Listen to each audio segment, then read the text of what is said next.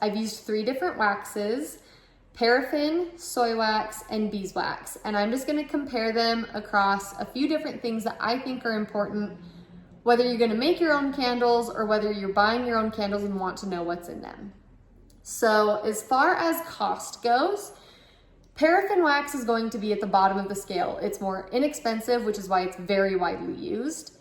Soy wax is right in the middle on price point, not inexpensive, but also not too expensive. And then the most expensive is going to be beeswax. It is a bit more pricey. And this is probably all due to where we source it from and how readily available it is. Paraffin wax comes from petroleum.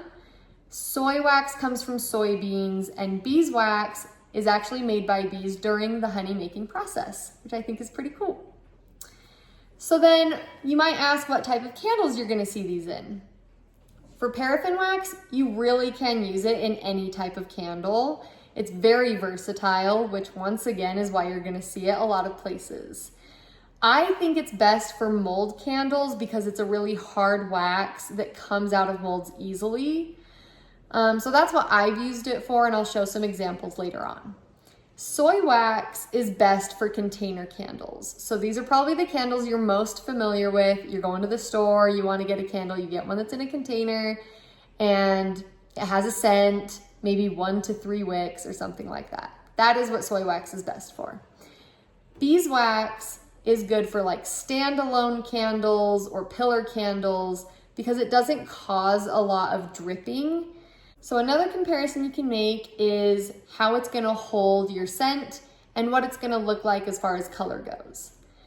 Paraffin wax is going to hold on to fragrance and color very well, and you'll be able to smell the scent very well and strong, and you're gonna be able to get a vibrant, deep color if you want to in your wax. Soy wax lets off scent really well, even though it doesn't hold on to as much scent as some other waxes do. When it comes to color though, you're probably not going to get that deep, vibrant color that you would in paraffin wax if you wanted to, because with soy wax, the more dye that you use, it can impede on the fragrance itself. And we're always gonna go for what the candle smells like versus what the candle looks like if you're buying it for the scent. Beeswax is a bit harder on this topic because it is gonna have a natural honey scent. It's gonna be very subtle, but that will compete with any other fragrance that you put in it. So it's gonna be harder to scent it and necessarily know what you're gonna get. And then it also generally comes in a yellow color, whether it's a more pale yellow or more golden. It's going to be hard to color that. So with paraffin wax, the con is that it's not going to be as clean of a burn. So due to the fact that it's derived from petroleum, it is going to let off more volatile compounds into your surroundings. So you're probably going to breathe those in, and it's not going to be as good for you as natural waxes are. With soy wax, it's just a bit temperamental to work with, and that's the con, is that it's a bit finicky. There are some quirks you have to work around. Sometimes it'll get white spots when it dries, or it'll have air pockets, and it's just a softer wax. So there are things you have to learn to work around with soy wax. And then beeswax, the con is the price. It is higher on the price scale, and a lot of people don't use it because of that. Now I have used each of these waxes, like I said, so I'm gonna show you some examples of the candles I've used them for. So these are my paraffin wax candles. Like I said, I think it's best for molds because of how hard it is and how well it comes out of a mold. I've since stopped using paraffin wax though, because I don't like that it isn't as clean as a natural wax when it burns. And I like to market my candles as clean and good for you as I possibly can. So I have moved to using soy wax, but I've also specifically been working on my container candles this year. So like you can see, this is a more pale color, it's in a container, and it has a pine scent. those really are the things that soy wax is the best for. When it comes to beeswax, I've only used it as sheets, so you can get them in square sheets and then you can roll them up. Some people will use these for activities with kids and they can cut stuff out and put little designs on them. They're really good for decoration, and like I said, if you burn it, it's a very subtle scent, gives off no smoke, is very, very clean. So that's why I've moved towards soy wax and beeswax, is because they're clean, and I like to market my candles as something that is safe for you and that you can trust. So wax is obviously a really big part of a candle. It kind of is the candle. But you're not gonna have a candle without a wick. So wicks are a little tricky to figure out at first. To be honest, I really didn't know that you needed to look into wick size or wick type or different things like that. I kind of just bought the first thing I saw and then learned that it was way too big for the candle I was making. So let's help you not do the same thing. So you have smaller wicks, which are generally for smaller candles, or if you're going to be putting multiple wicks into a bigger candle. So the thing about a little wick is that it's going to make a smaller burn pool, which means if it's not big enough for your candle, then you're not going to burn all the way out to the edges, and you're not going to be able to enjoy all of the fragrance that your candle has to offer. On the other side, you have larger wicks, and if your wick is too big for your candle, it's going to burn off more quickly, and then you're also not going to get to enjoy all the fragrance that your candle has to offer because it's going to burn too fast. It can also lead to soot buildup and other complications. I have talked about this in a past video. I'll try to link it here so that you can go back and get more in depth as to what your wick does for your candle. You want to use the right wick for your candle size because that's going to give you the best experience with the candle that you have. So there are charts that can give you an idea of which wick you should be using. It'll take into consideration what wax type you're using, what the size of your candle is, how much fragrance load you have, which is just how much of your fragrance you've added based on how much wax you're using. And it will also talk about whether you're using dye or not. All of these things come into play as to how your candle is going to burn and how strong the wick might need to be. The more stuff you put in, such as fragrance and dye, the harder the wick's gonna have to work to get the scent out, basically. So these charts can really lead you to the right wick, or at least get you really close. So the best thing to do that I've found is to go off of these charts or the recommendations, try it out, see how it burns, but maybe try one that's a little smaller or a little bigger and see what that changes and if you like one better than the other, because the best thing to do is really see how it performs. Now, me personally, I only use cotton wicks. Some of them have a cotton core and some of them don't. That really just makes a difference in stability. So I like the cotton ones because, once again, pairing with soy wax or beeswax, it gives a really good clean burn. There are other wicks, like wooden wicks, I haven't looked into as much, but I know people like them for their natural clean burn as well.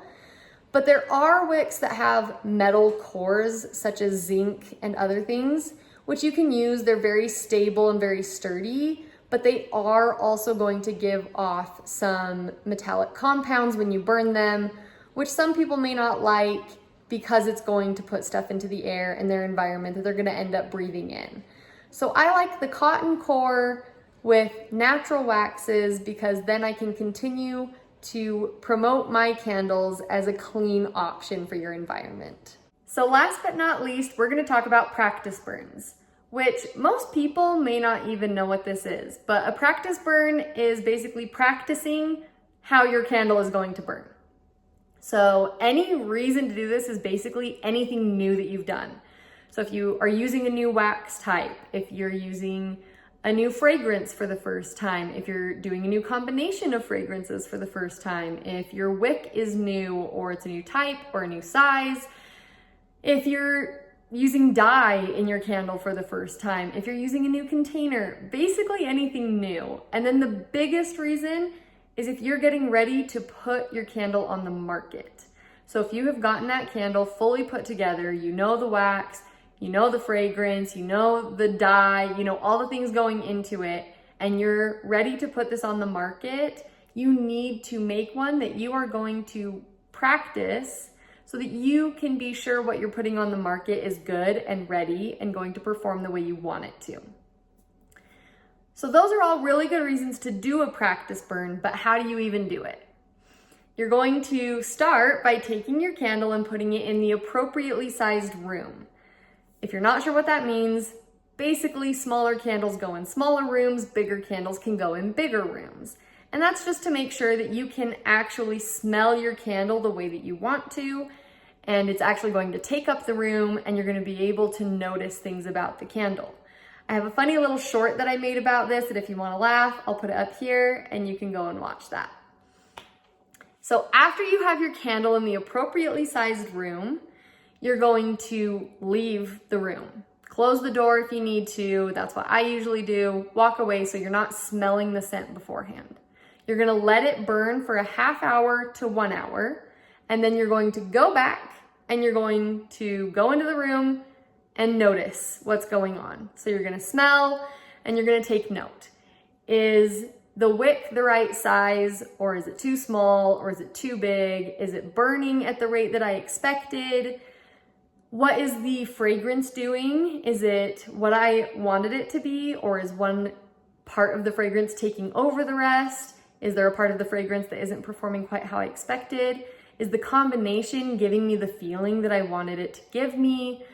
You're gonna take note of all of these things, and then you're going to leave the room again. Close the door if you had it closed before, or if you feel you need to close it this time to get a better sense of the smell, go ahead, leave that room, walk away, and you're going to continue going back in half hour to 1 hour intervals and taking note of all of these things that you were taking note of the first time. This is because over time, the scent is going to develop. So you have different notes in your scents that come in different waves, and they will intermingle in different ways throughout the burn. Some people have a rule of thumb that you need to do a practice burn for 4 hours, or that any candle you're burning needs to burn for 4 hours the first time that you're using it. I think for a practice burn that's a really good rule of thumb. Hours at a time is good, because when people are burning a candle, they're probably going to be burning it for hours. So if you do this for your practice burn, you're gonna know how it's going to develop and how it's gonna smell over all those hours. And then there's not gonna be anything surprising that someone can say about your candle because you've smelled it for that same amount of time. However, if you don't have a ton of hours on your time and you just want to start getting a feel for it and maybe come back to it another day, what I say and what I do is make sure that that candle burns all the way out to the edges. So just get a full burn pool, because then when you come back to it later, there's not gonna be tunneling and it's not gonna act weird, and you're gonna get to still experience the full breadth of that candle. One other little tip that I like to do is I like to have someone else also smell the candle at those intervals with me.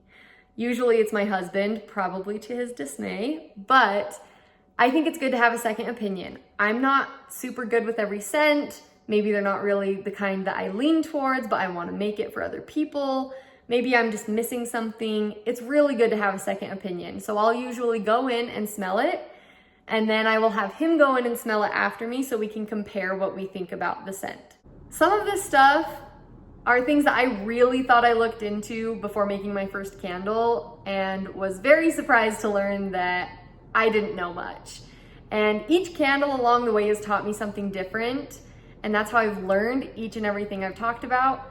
But learning something new from each candle makes every single scent all the more special.